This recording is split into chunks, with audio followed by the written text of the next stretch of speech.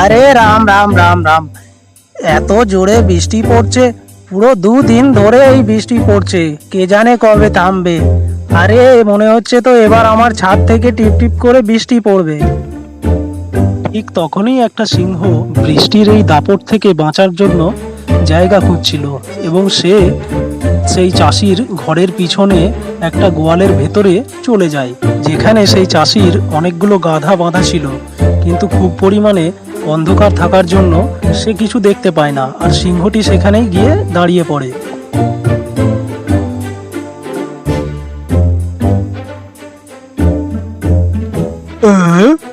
আরে, এটা তো কোনো মানুষের আওয়াজ মনে হচ্ছে। আমি এখানে চুপচাপ বসে থাকি, যখনই ওই মানুষটা আমার কাছাকাছি আসবে তখনই আমি তাকে ধরে খেয়ে নেব। আরে আরে আরে, এই জল কবে থামবে? আরে এবার তো টিপ টিপ শুরু হয়ে গেল। আরে এই টিপ টিপকে আমার এত ভয় লাগে। এক বাঘ সিংহের থেকেও আমার এই টিপ টিপকে সব থেকে বেশি ভয় লাগে।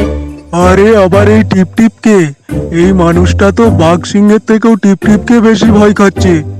আরে আমার এখান থেকে তাড়াতাড়ি চলে যাওয়া উচিত, না হলে এই টিপ টিপ কখন আমার ঘাড়ে এসে বসবে, তখন আমি কি করব? না বাবা, আমাকে দেখার আগেই আমি পালাই। আরে আরে, আমি এবার এই টিপ টিপের থেকে কি করে বাঁচবো? আমি এক কাজ করি, আমার মাসির বাড়িতে চলে যাই। তারপর সে তার মাসির বাড়ির উদ্দেশ্যে রওনা হয়।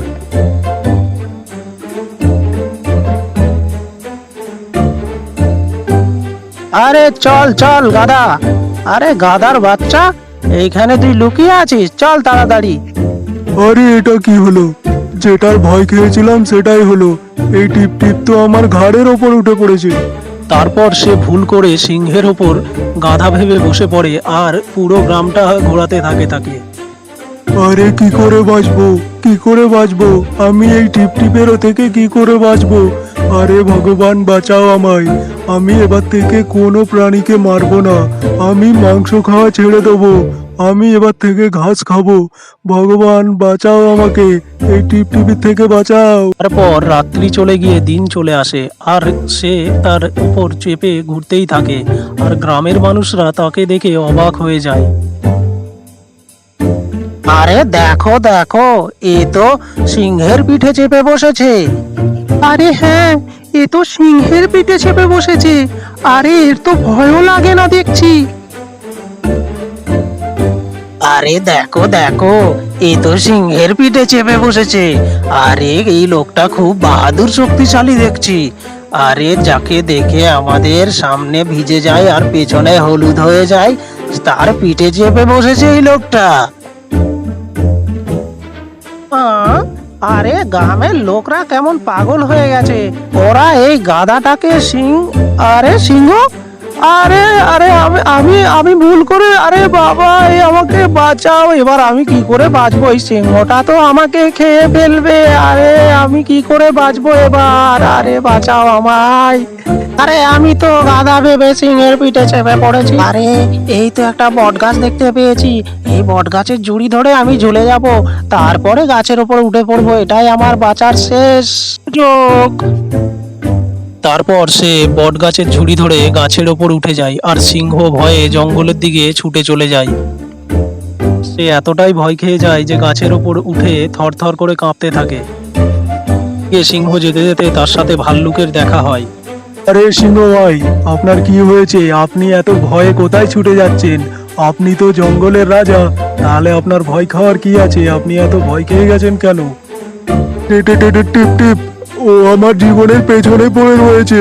আরে সিংহ ভাই, আরে সেই টিপ টিপ কোথায় আছে বলুন তো আমাকে। আরে ভাল্লুক ভাই, ও আমার পিঠের ওপর থেকে নেবে ওই বট গাছে উঠে গেছে। ওই টিপ টিপ আমাকে সারা রাত খুব দৌড় কাটিয়েছে। ভগবানের আশীর্বাদে আমি বেঁচে গেছি, এই অনেক। আরে সিংহ ভাই, তুমি আমাকে নিয়ে চলো তো দেখি, আমি দেখি তো এই টিপ টিপটা কে, যে আমাদের জঙ্গলের রাজাকে ভয় দেখিয়ে দিয়েছে। আরে ভাল্লুক ভাই, আমি অনেক কষ্টে বেঁচে এসেছি, আমি আর আমার জীবন বাজি রাখতে পারবো না, তুমি গেলে তুমি যাও। আচ্ছা আচ্ছা ঠিক আছে, আমি গিয়ে দেখে আসছি ওই বট গাছের উপরে। আসলে এই টিপ টিপটা কে যে আমাদের সিংহকে ভয় খাইয়ে দিয়েছে? দেখি তো। যাও যাও বাচ্চা, যখন ওই টিপ টিপ তোমার ঘাড়ের ওপর উঠে বসবে তখন বুঝতে পারবে, যাও না। তারপর ওই ভাল্লুকটা আস্তে আস্তে বট গাছের গোড়ায় এসে, এ কোথায় গেল এই টিপ টিপ? আমি তো কাউকে দেখতে পাচ্ছি না, কোথায় গেল সে? আরে চলো একবার দেখি গাছে উঠে কে আছে।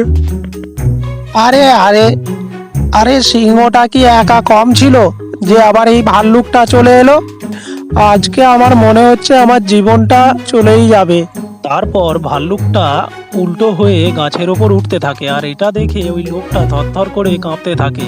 আর এই কাঁপাতে তারা হাতে থাকা চালো লাঠিটা ফসকে যায়। এরপর সেটা ভাল্লুকের পেছনে গিয়ে গিঁতে যায়, আর ভাল্লুকটা তারপর দড়াম করে নিচে পড়ে।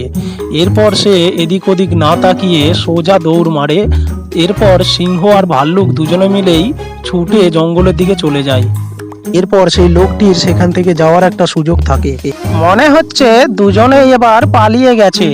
এইটাই সুযোগ আমার এখান থেকে পালানোর। আমি পালাই বাবা, নেমে পড়ি। তারপর এই কথাটা পুরো গ্রামের মধ্যে ছড়িয়ে যায়। এরপর গ্রামের মধ্যে কথাবার্তা হতে থাকে যে হরি কৃষক খুবই বাহাদুর। এরপর এই কথাটা আস্তে আস্তে রাজার কাছেও পৌঁছে যায়। এরপর পরের দিন সকালে রাজার দরবারে একটা লোক আসে।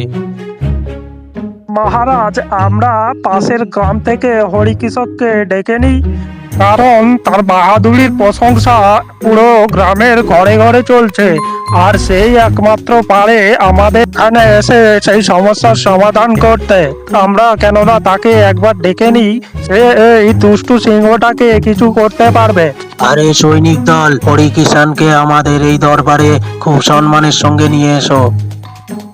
আরে মহারাজ, আপনি আমাকে ডেকে পাঠিয়েছেন? আরে কি ব্যাপার হয়েছে মালিক? আমার কিছু ভুল হয়েছে নাকি মালিক? আরে না না হরিকিষান, সেরকম কোনো কিছু ব্যাপার না। এই লোকগুলো পাশের গ্রাম থেকে এসেছেন, আর এরা বলছেন যে ওনাদের ওখানে এক দুষ্টু সিংহ এসে তাদের পশুদের তুলে নিয়ে গিয়ে মেরে খেয়ে ফেলছে। তোমাকে ওখানে গিয়ে ওই সিংহটাকে মারতে হবে, আর আমাদের রাজ্যের সম্মানটাকে রাখতে হবে। ঠিক আছে, তুমি ওখানে ওদের সাথে যাবে আর ওই বাঘটাকে শায়েস্তা করে চলে আসবে। আর এই কাজের দায়িত্ব তোমার বাহাদুরির কথা শুনে আমি শুধু তোমাকেই দেব বলে এখানে ডেকে পাঠিয়েছি। আরে ওই দিন তো আমি যাও করে সিংহের হাত থেকে বেঁচে গিয়েছিলাম, এবার আমার কি হবে? আমি যদি সত্যি কথা বলে দিই তাহলে রাজা আমাকে ফাঁসির কাঠে তুলবেন। এবার আমার কি হবে? রাজাকে তো বলতেও পারবো না, সবই মিথ্যে। আরে হরি, তুমি এত কি ভাবছো? হ্যাঁ আরে আরে রাজা, ও কিছু না। আমি ভাবছিলাম সিংহটাকে কি করে মারবো, আর তাকে মারার জন্য সরঞ্জাম কোত্থেকে কি পাবো। এই নাও হরি, কিছু স্বর্ণ মুদ্রা তোমার কাছে রেখে দাও, এগুলো তোমার কাজে লাগতে পারে। তারপর হরি কৃষক সেখান থেকে স্বর্ণ মুদ্রা নিয়ে চলে যায়। আরে আমি এবার কি করব? এই মহারাজও আমাকে এই দায়িত্বটা দিয়ে বেশ সমস্যার মধ্যে ফেলেছেন। এবার তো আমাকে কিছু করার নেই। এই বাহাদুরি দেখাতে গিয়ে কি যে হলো, কি করি? এরপর হরি বাজার থেকে একটা জাল, একটা দড়ি আর একটা ছাগল কিনে নিয়ে জঙ্গলে আসে। এ ফন্দি এটাই নিয়েছিল কিভাবে বাঘটাকে আটকাবে। তো এইখানে এবার আমি একটা গর্ত খুঁড়ে ফেলি তাড়াতাড়ি। এই বলে সে সেখানে একটা গর্ত খুঁড়তে লেগে যায়। তারপরে অনেকটা গর্ত খোঁড়ার পর গর্ত তো খুঁড়ে ফেললাম, এবার এই ছাগলটাকে একটা দড়ির মধ্যে বেঁধে দিই। হরি কৃষক ছাগলটাকে একটা দড়ির সাথে বেঁধে সেটাকে গর্তর মধ্যে দিয়ে সে গাছের ডাল থেকে সেই দড়িটা ধরে থাকে, সাথে সাথে জালটাকেও হাতে নিয়ে তৈরি থাকে। তারপর ছাগলটার যখন খিদে পায় সে চেঁচাতে শুরু করে।